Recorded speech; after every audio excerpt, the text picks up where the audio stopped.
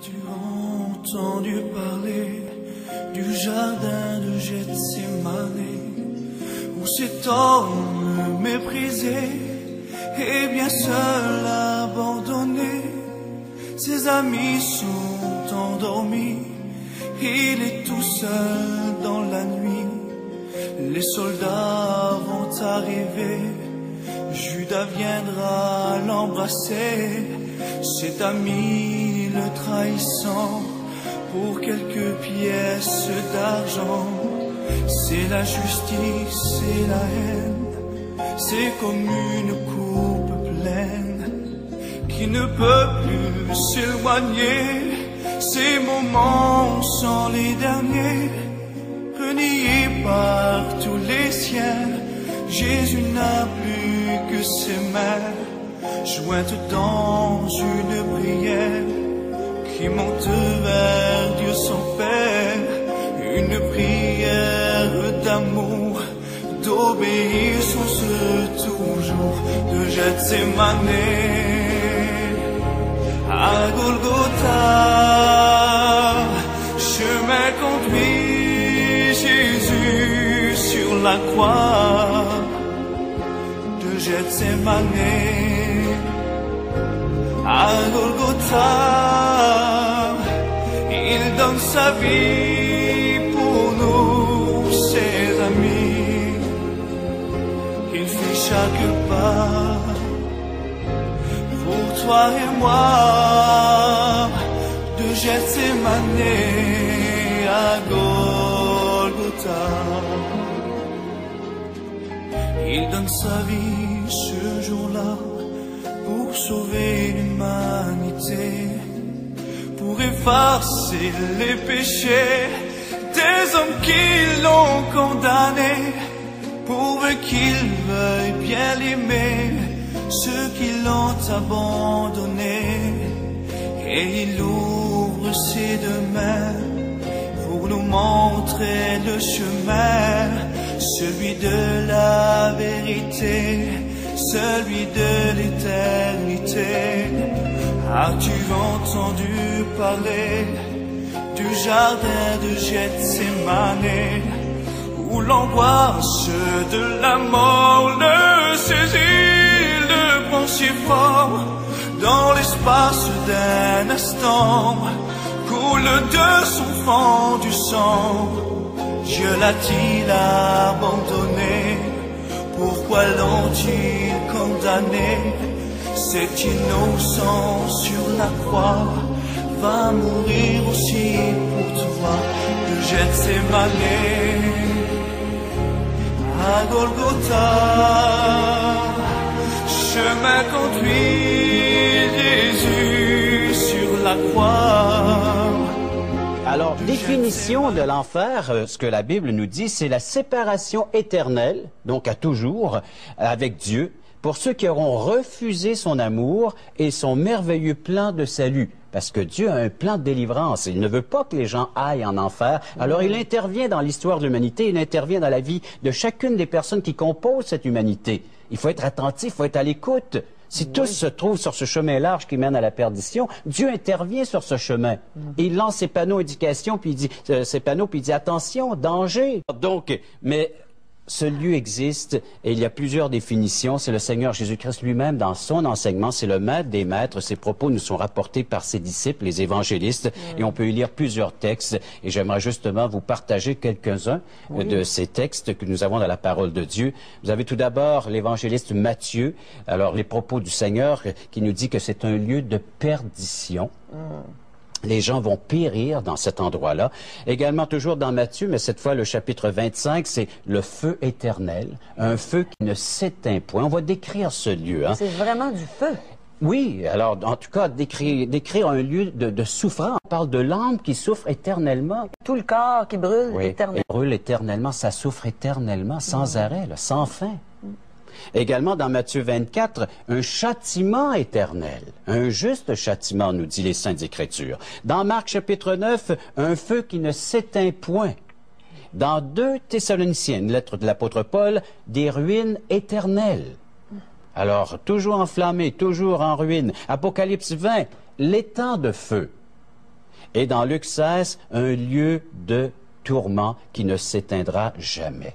Un lieu qui va exister éternellement et des âmes vont s'y retrouver. Alors ce sont des remords, des regrets de ceux qui auront vécu sans vraiment porter attention aux avertissements solennels de Dieu et naturellement de croire à ce message tellement important pour chacun d'entre nous, un message que Dieu nous a laissé. Les gens vont nous dire, oui mais personne ne m'a avisé, personne ne m'a averti. C'est faux. Dieu nous a laissé un message solennel, important, et en plus des messagers. Des messagers. Nos téléspectateurs le savent aujourd'hui. Ce sont des gens avisés à partir de maintenant. Oui. Des gens qui sont au courant de ce qui s'en vient pour leur éternité. Mais ils peuvent changer tout cela. C'est ce qui est formidable. Alors donc, des images de vers qui rongeront les perdus pour l'éternité. Tous ces remords du fait qu'on aurait pu changer notre destinée éternelle, mais on n'est pas intervenu, on n'a rien fait. On s'est laissé aller comme ça sur le chemin large jusqu'à la perdition. Sans chercher. La grande catastrophe, alors le plus grand des malheurs de tous les êtres humains, alors on vient au monde sur un seul chemin, unique chemin, appelé par la Bible, le chemin large qui conduit à la perdition. Sa destinée est la perdition de l'âme. C'est horrible. Alors, c'est ce qui nous est destiné pour chacun d'entre nous. Dieu nous invite à emprunter un autre chemin, ce qui nous mène à la vie ou à sa présence. On va lire ça dans Matthieu chapitre 7. Si vous voulez un texte biblique comme appui, Matthieu chapitre 7, versets 13 et 14. Alors, on invite nos téléspectateurs à avoir Bible en main pour écouter et regarder Parole vivante. Je vais regarder dans ta Bible. Ben, allons-y ensemble. Alors, Matthieu 7 et versets 13 et 14, nous lisons « Entrez par la porte étroite ». C'est bon à signaler ici que c'est l'enseignement de Jésus. Entrez par la porte étroite, car large est la porte, spacieux le chemin qui mène à la perdition, et il y en a beaucoup qui rentrent par là. Mais étroite est la porte, resserrez le chemin qui mène à la vie, et il y en a peu qui les trouvent. Beaucoup d'appelés. Peu d'élus. Peu d'élus. Beaucoup d'appelés. Aujourd'hui, beaucoup sont appelés. Dieu lance un appel à ces gens-là par sa parole. Des milliers de gens qui sont appelés présentement. Oui. Alors, combien y aura-t-il d'élus? Combien de gens répondront-ils à l'appel de Dieu? C'est ce que Dieu fait présentement. J'ai une carte qui illustre cette vérité. Oui, hein? Alors, avec l'aide d'illustration, on est à la télé. Alors, pourquoi pas apporter des aides visuelles? Et j'en ai une ici avec moi, une carte qui va nous expliquer, alors peut-être un grand plan. Vous voyez ici le chemin, Matthieu 7, 13, qu'on vient de lire dans la Bible. C'est le chemin large, spacieux qui mène à la perdition. Alors, tous s'y trouvent. Tous les êtres humains, petits comme les grands, les hommes, les femmes, les vieillards, tous les êtres humains viennent au monde sur ce chemin large, spacieux qui mène à la perdition éternelle. Alors, tous, ici, c'est la mort qui est bien présentée ici. Alors, la mort ici, il va s'en dire, tous, donc, vont passer par la mort, petits comme les grands. Et après la mort, eh bien, il y a deux endroits. Un endroit appelé ciel et un endroit appelé enfer. Alors, le ciel est représenté ici par le jaune, dans le haut de la carte, et l'enfer par le couleur assombrie, noir, enfer, et qui mène jusqu'à la perdition éternelle au lac de feu. C'est une bonne illustration. Hein? Alors, les gens, ils peuvent regarder, facile à comprendre, les deux chemins, deux destinées. Alors, donc, tout le monde vient au monde sur le chemin large, la mort arrive, c'est l'éternité, l'âme rentre dans son éternité. Alors, dans l'enfer, le lieu de perdition, il est temps de feu, après qu'ils aient passé au grand trône blanc, il y aura un jugement dans l'Apocalypse chapitre 20. Et ici, dans le centre de la carte, on voit un grand abîme, c'est-à-dire après la mort, il n'y a plus de revenez-y d'un côté comme dans l'autre. Soit tu es au ciel pour toujours, soit en enfer pour toujours. Alors voilà pourquoi qu'il faut revenir à l'instant présent, chemin large, là où Dieu intervient.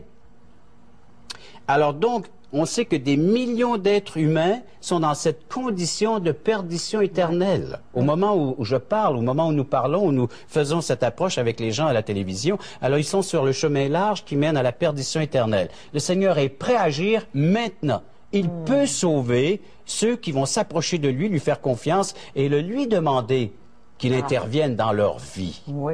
Comment ça se fait tout cela? Aujourd'hui, maintenant, à l'instant même. Ils peuvent lui demander, change ma condition éternelle. Comment? Parce que regardez sur le chemin large, il y a une ouverture, il y a une porte.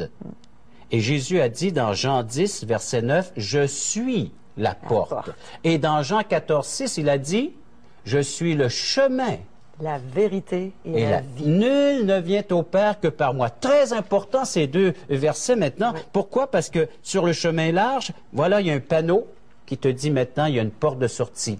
Il y a un moyen de s'en sortir. Il y a un moyen de changer tout cela si tu empruntes le chemin, la seule, unique porte, le seul accès qui va nous emmener au Père. Alors donc, il faut quitter ce chemin large, repentance, et croire en Jésus pour ce qu'il est, en ce qu'il est.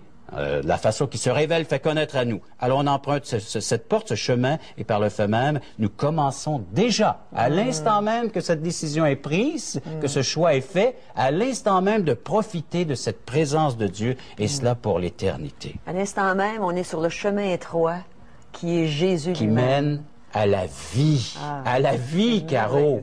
Oh, on sait que le désir de notre cœur, nos prières, et c'est le désir de Dieu surtout, que les gens empruntent ce seul chemin qui mène au Père. Mais le juste juge, alors, ne vous juge pas sur le bien que nous avons pu faire, parce que beaucoup de gens vont se justifier, ben j'ai fait du bien, moi. Mais lorsque nous avons des cours de justice ici-bas et que nous assistons, soit donc à un procès ou nous le voyons à la télévision, c'est pas sur le bien qu'ils ont fait que les personnes sont jugées, mais sur le mal. Ils ont peut-être vécu une très bonne vie, mais jusqu'à ce qu'ils commettent ce méfait, soit un vol, un viol ou un meurtre.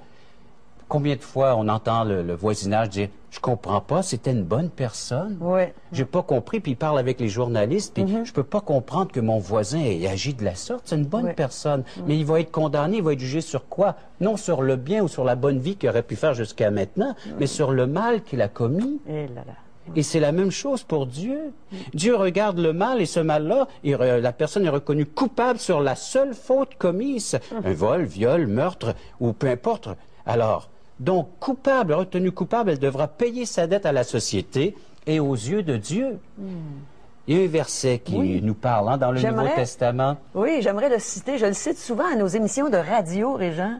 Et c'est que dans l'épître de Paul aux Romains, au chapitre 3, verset 23, il nous dit que tous ont péché. Sans exception, hein, Régent? Tous ont péché et sont privés de la gloire de Dieu. Privés de la gloire de Dieu, ça veut... La présence, hein? C'est ça. Alors donc, heureusement que Dieu intervient dans notre vie. Il est intervenu dans la mienne, intervenu dans la tienne, mais là, il intervient dans la vie des téléspectateurs. Mais l'erreur fatale serait de ne pas croire en la parole de Dieu et de faire fi de tous ces appels que Dieu lance, ces invitations à croire en lui, à accepter le seul unique moyen par lequel nous pouvons être sauvés.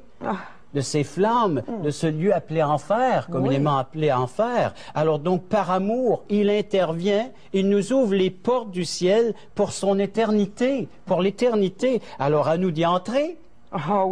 Comment? Par la repentance et la foi. De se détourner de ce chemin large et d'emprunter le chemin étroit. Une grâce t'est offerte maintenant. Dieu intervient maintenant dans ta vie. À toi d'agir. À toi d'agir, mon ami. C'est le temps aujourd'hui. Choisis le chemin étroit qui mène à Dieu, qui mène à la vie éternelle.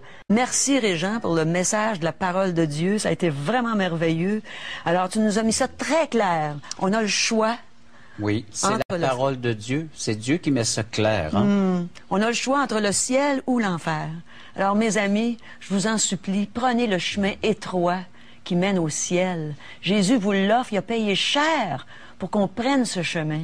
Il l'a payé de sa mort sur la croix et maintenant il vous invite à le recevoir comme sauveur personnel.